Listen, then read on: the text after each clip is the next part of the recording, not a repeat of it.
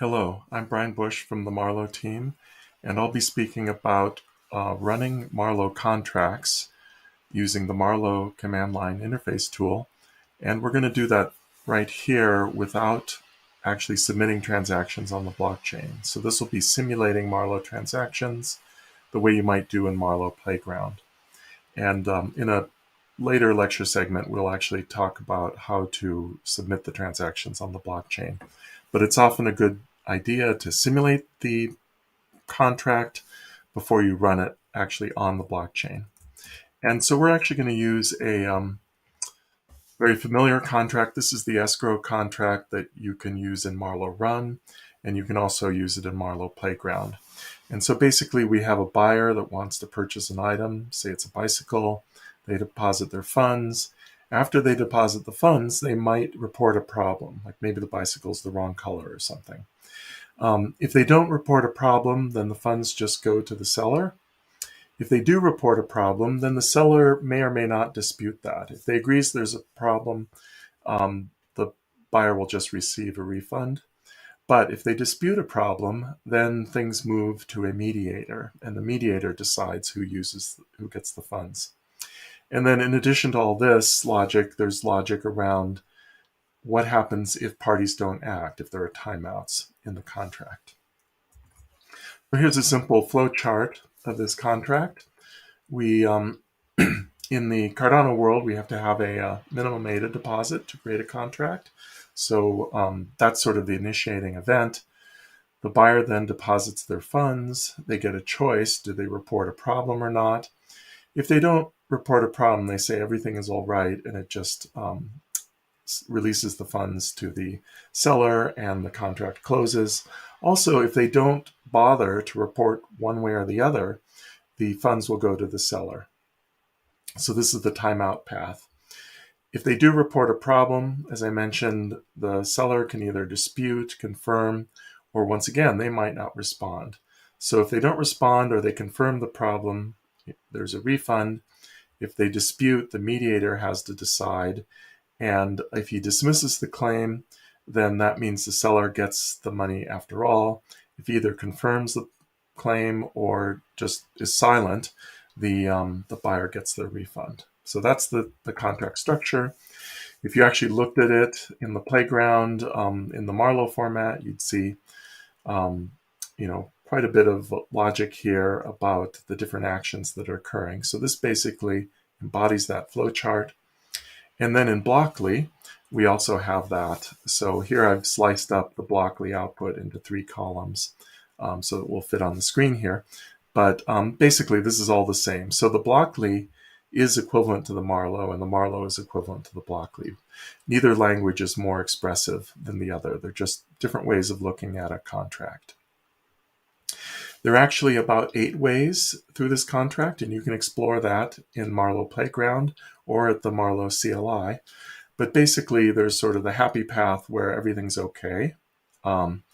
There's a dispute path where the seller says, yes, you're correct, it was the wrong color. Or sorry, there's a problem path where they say that's the wrong color. There's a dispute path where it goes to the mediator. And the mediator might rule for a refund or for it going to the seller. So in addition to these 4, there are the timeout paths. So basically at each decision, there could be a timeout. So that makes it so there are more outputs or more possibilities for the future of the contract. And so we're going to look at just one of those in this example. We have a seller, a buyer, and a mediator. And what's going to actually happen in this example is the buyer deposits funds, they report a problem, seller disputes, mediator rules for the seller, and then the seller receives their funds. In the flow chart, that's this path. And then if you were using Marlowe Playground or Marlowe Run, you would have to fill in various form fields. It would do discovery of wallet information, stuff like that. If you're running these at the command line, you don't have that luxury. You actually have to type in all this data at the command line. And what we're going to do is actually use variables in the bash shell. So all of these blue items are variable names, and then the green items are the values. So we have an initial loveless, which we're going to have a 3 ADA deposit when the contract is created. The selling price is going to be 256 ADA for this bicycle. And then we're using abbreviations, basically the initials of the parties for the rolls. That makes things a little smaller. It saves, a little bit of loveless and the fees and things like that. We also have a bunch of deadlines. We're going to make these relative to this moment. And all the times in Marlowe are in POSIX milliseconds. So you can look up POSIX milliseconds on Wikipedia and learn more about that. But basically, it's a counter in milliseconds that started on January 1st, 1970. So we have a payment deadline, a complaint deadline, a dispute deadline, and a mediation deadline. So we're going to set these variables, and we have to create the initial state of the contract. And the contract, we're going to store it in a file called tx1.contract, and its state, which is the initial state, in tx1.state. So these are both JSON files, and these basically give you a snapshot of what's going in the contract. The contract file says this is what's going to happen in the future. State file says this is exactly how things are now. So you need both of those to actually run things on the blockchain. You need the state and then the rules for the future. The Marlowe CLI template command has a bunch of example contracts, including the escrow one. So we're going to use that. And then basically you put in all these command flags with the data that we already entered into variables. So the minimum ADA of 3 ADA, 256 ADA for the price, the names of the people involved, the 4 deadlines, and then that we want to store this information in these files. So now we've created the contract, and then we want to look at the contract to see just what it looks like, maybe check if everything's okay. And even though we're using a JSON format for storing the contract, I'm actually going to show you the translations into YAML format, which is a very JSON-like format. It has a few extra features, but it's much easier to print it on the screen, and it's a lot easier for the eye to read. So we're just going to print that out. This is basically a convenient view of the JSON, which would be maybe a little bit harder for us to read here, at least in this lecture. So what is a contract? It's basically what we saw in the Marlowe language and in the Blockly. You've got all the timeouts, the whens, the cases, the deposits, the choices, the payments. But this is a JSON format. So these are all the JSON tags that would be in the JSON file. So that's all looking good. And then we're going to look at the initial state, and this is quite simple. The initial state, basically CM, which is the mediator, has deposited 3 ADA into the contract to start it off. So the account for CM just has 3 ADA, and basically nothing's happened. So everything's pretty empty there. Now, if you didn't want to use the template command, you could actually create the Marlowe contract in other ways. You could use Playground, the Haskell, the JavaScript, or the Blockly. You could use Python or Rust or Julia or whatever language you want, as long as you can output a JSON file that conforms to the Marlowe schema. So it has to be a properly formed JSON file, but it really doesn't matter how you create the contract. We're giving you the Marlowe CLI is one way to conveniently do it. We have a lot of examples in Haskell. We have the Playground, so you have many options for that. So let's say we designed it in the Playground. So you just do the whole Blockly thing there, or however you want to design it in the Playground. When you click Send to Simulator, you'll see there is a Download as JSON button, and just save the file into tx1.contract, and that will basically be identical to what we've created here from the command line. Now, Playground does not create the initial states. We're going to have to do that by hand. And it has the pre-existing account balances, choices, assignment of variables, and minimum time for the contract to be running. So we're going to basically just type this in here, Um, and then we'll take a look at that, and we can see we basically got exactly what we had before. So this is just an alternative if you're using a text editor or scripts or something else, some other tool to create the initial state file. And it's mostly useful if you're not using the template command, because the template command will create that file for you. Now we have to step back a little bit. We are actually going to do something on chain right now, which is minting the roll currency. So in the contract files, there's a reference to the roll currency symbol, and that's also called the policy ID for the token. So basically, we need to know what that is because we can't do the simulation unless we know what the rolls are going to be. So we're going to do a little bit of a transaction here. We're going to use the Marlowe Pioneer's testnet, so its magic is 1567. And we'll use the Daedalus socket path for the node. I have Daedalus running. And then we're going to mint tokens using a utility in Marlowe CLI called mint. So we tell it the signing key that we have, the change address, like where all the leftover 8 is going to go from UTXOs that are used in the minting process. We're not going to keep a record of the transaction in a file. We could do that if we want. We're just going to throw that away. And we're going to wait 600 seconds for the transaction to be confirmed. You can see it was actually confirmed while I was talking, so it was just a couple seconds. We're creating 3 tokens, the mediator, the seller, and the buyer. So this printed out the policy ID. We're going to keep a record of that because we'll need that later. So we're putting it in a variable. And then we're going to actually make sure, like, hey, did these things really get minted? So we'll query the blockchain, and you can actually see we've got 4 UTXOs. The first one was the change, and then the 3 UTXOs for the tokens that have been minted. And so at this point, we don't really care about all the details of these UTXOs. We really just needed the policy ID. So in another lecture segment, we'll pick up from here and we'll actually use these tokens. Right now, we're just doing simulating, so we don't really need to do any more transactions. So step 1, the mediator is going to be the person creating this contract. As we mentioned before, they're going to put 3 ADA into the contract just to get it started and to satisfy the minimum ADA requirement on the Cardano blockchain. And that, as we saw in the state file, is going into their account. So basically what we have is Christopher Marlowe, who's the mediator. At the contract script, they're going to have 3 ADA in their account. So we have the contract script, as we explained in the first lecture. We also have a payout script. So nothing's happening at the payout address right now, but at the contract address, we're going to put 3 ADA there. This corresponds to the very beginning of the flow chart.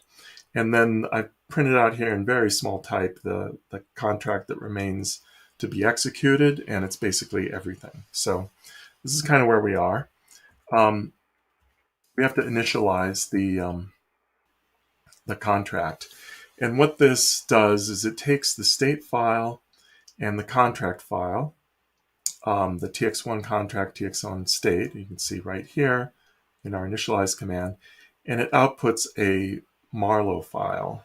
And this Marlowe file has a lot of stuff in it. It has the state and the contract. It also has all the addresses, all the Plutus code, all the things like that. So it's sort of one-stop shopping for Marlowe information. And as we do the simulation or as we submit transactions, we're going to be using that file. This is just convenient to just bundle everything together. Otherwise, all these commands would have many, many more arguments and maybe be a lot more error prone. So we're going to initialize the contract. And we said, print statistics. So it gives us a little bit of information. The Marlowe validator is 12 kilobytes. And there's kind of a rough cost estimate of how much it'll cost to run the Marlowe validator. This is basically a general guidance because individual transactions will cost different amounts, but you can kind of see where you are in relation to the protocol parameters. And when we submit transactions, we'll go into that in more detail. So let's look at these files. We've got our state file, our contract file, and then our new Marlowe file. You see it's quite a bit bigger. And we're actually going to print this out and just look at a couple things in it. So you can see it's got a contract entry, which is just the contract we had. It has an inputs. There's no inputs because we're just creating things. So later on, there will be inputs entries here. And then we have information about the validator. So the script address for the Plutus validator that interprets Marlowe on the blockchain is this. We have those cost estimates. There's the script hash, and here's the actual serialization of the Plutus code. So lots of binary data. And then little information about this is how big it was. There are no payments being made. There's really not much going on here, so the time range of the transaction, there's no limit on that. We do have the record of the rolls currency that we mentioned before, and then the same information as we had for the main Marlowe interpreting script also occurs for the validator. So we have its address, its cost, its hash, and then the actual validator script, which is a bit smaller there. And then some information about the actual network we're using. This is basically how time relates to slot number on the network, the initial state that we input. So a lot of stuff there. And this is actually useful. Like normally you don't have to look at it, but you could actually query this and pull out information. And we'll show a little bit of that later. So the first real transaction after creation is just making the deposit. So the buyer is going to deposit their 256 ADA for the bicycle. So there's the buyer. The contract specifies that when they make the deposit, it actually goes into the seller's account in the internal bookkeeping. And so we're basically going to have this. And so the script will have 259 ADA. 3 of that belongs to the mediator. The rest of it belongs to the seller. And we've progressed this far along the flowchart.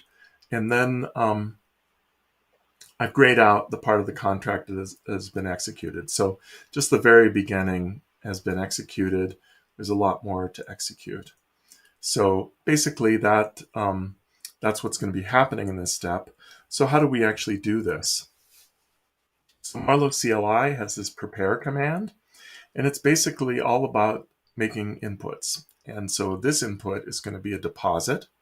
And so we're going to start from where we left off, which is transaction 1, and we're proceeding to transaction 2. So these prepare commands kind of move you from one stage to the next stage. And we're depositing into the seller's account by the buyer that amount. And we're saying for this transaction, we're going to say anywhere from now, when we created the contract, for the next 9 hours. We're going to do it sometime in that time window. And once again, we'll print statistics. So statistics are pretty minimal here. Just means that the Plutus datum is going to be 463 bytes. You can see the file up here. So now we have a second file. It got a little bit smaller because we have a smaller contract that remains to be executed. And then let's take a peek here. Let's look at the inputs part of that file we just created, tx2.marlowe. I'm not going to print it out again because it's very lengthy. But you can see it has a record of the inputs. So, from the party, the buyer to the seller, it's identifying them by the roll tokens, and it's saying 256 ADA. So that looks good. The state of the contract, as I said before, the mediator has 3 ADA, and then the seller has 256 ADA in their internal account. No choices or anything have been made. And then you can see that the minimum time has changed. So future transactions have to occur after this time. We look at the contract. This is basically what I had highlighted in red. This is the remaining part of the contract that can be executed. But the main thing here is that if you're confused about what's going on in your contract, you can peek inside this Marlowe file and kind of see like, oh, this is what's left to do. These are my choices, things like that. So sometimes that's useful for debugging if you get confused or if there's some sort of issue going on. Now, the buyer is going to report the problem in step 3. So we move a little bit further down. We're kind of down on this branch here in the flow chart. And according to the rules of the contract, when there's that reporting of a problem, it actually causes an internal change in the datum of the contract in the state. So it's actually internally going to move that 256 ADA that was in the seller's internal account into the buyer's internal account. And the real implication of this is if there's a timeout, the buyer is going to get their refund. If we had left it in the seller's account when there was a timeout, the seller would have gotten the money. So this is, an important decision to make when designing a contract. What happens when timeouts occur? So we have a little bit less contract here. Just the red part remains to be executed. The gray part has already been executed. And the prepare statement is similar, except instead of making a deposit, we're making a choice. So the choice is just called report a problem. We put in that text string. The buyer is doing the report. It happens to be called choice number 1 in the contract logic. And then we're just saying we're going to submit it in this time window. And so we're moving from stage 2, step 2 here with this Marlowe file into the TX3 Marlowe file. So the TX3 Marlowe file will have the new information. So here we have a little bit more information here. We have a datum, which we had before, but we also have information about what is actually happening in this simulation we're doing. So we're basically paying from one account to another this 256 ADA. And so this is what we looked at in the diagram before, but this is how it actually is reported by the CLI tool. So we've got more files. This TX3 Marlowe, still getting a little smaller because we have a smaller contract. We will look at the inputs. This is how they show up in the JSON. It just says report a problem, who's reporting it, its choice number. So you see, you could do all of this more manually, and you can actually do this with the low-level functions of Marlowe CLI, where you would actually have to create a JSON file like this. You would have to serialize it to convert it to a datum file, and then manually submit that with one of the Cardano CLI tools.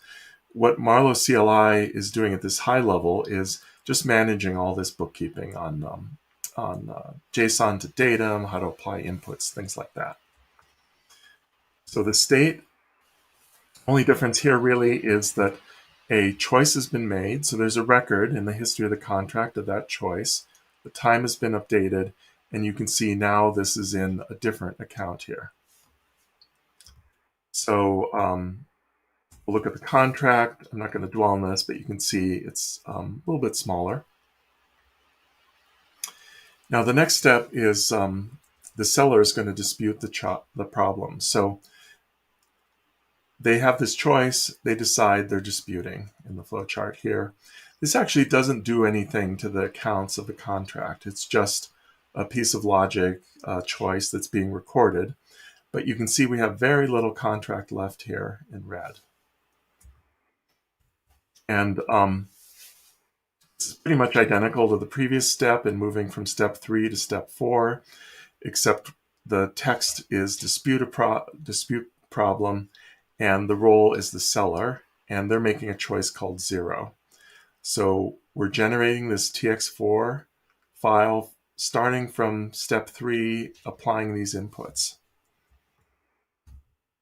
Okay, and you can see the datum smaller, we have the file, and then the input is very much like before, except the text is slightly different. State didn't change in terms of the internal accounts, but it did change in terms of the record of choices, because this choice has been recorded. And then the contract is getting quite a bit smaller. Now it fits on one screen here. Now the mediator has their turn, and what they're going to do is actually they're going to rule for the seller. So they're basically saying the buyer was not correct in reporting a problem.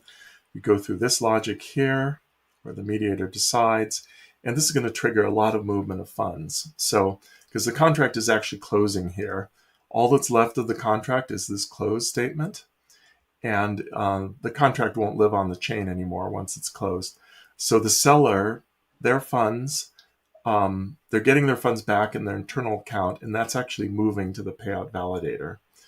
The mediator, the 3 ADA they deposited originally, is going to the payout also. So a lot of movement of here. Things are getting kind of cleaned up and wrapped up. The transition from step 4 to step 5 is just like the previous transitions, except the mediator is doing it.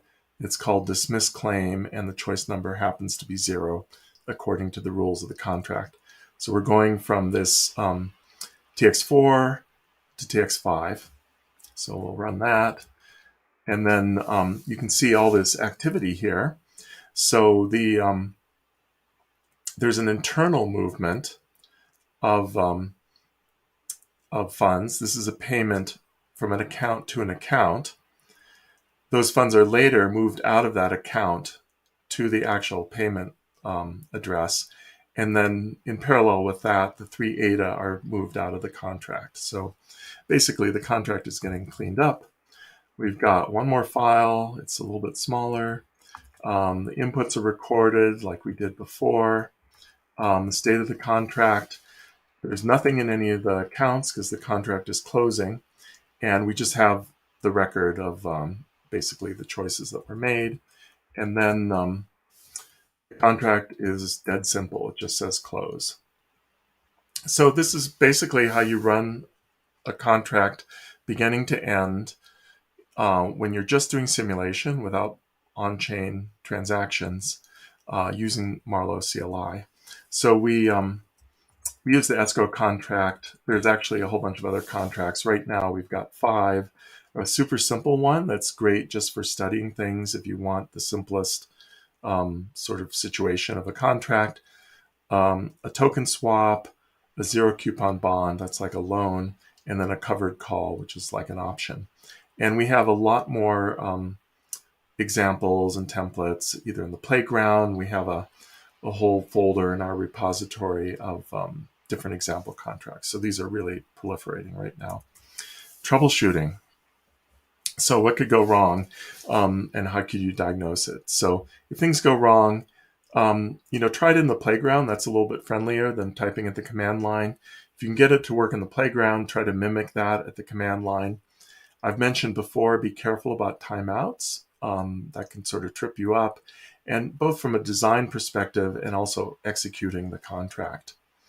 And then you might get errors if things are wrong.